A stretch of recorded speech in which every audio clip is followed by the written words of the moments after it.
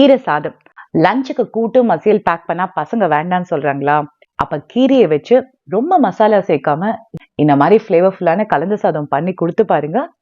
கண்டிப்பா lunch box காலியா தான் வரும். 3/4 கப் கீரை, 1/4 கப் தேங்காய், 1/4 கப் தண்ணி, ஒரு பச்சை மிளகாய், 1 டீஸ்பூன் சீரகம், 2 மிளகு, 1/4 டீஸ்பூன் மஞ்சள் பொடி, 3/4 டீஸ்பூன் உப்பு, குட்டி பீஸ் புளி விழுதா அரைச்சுக்கோங்க.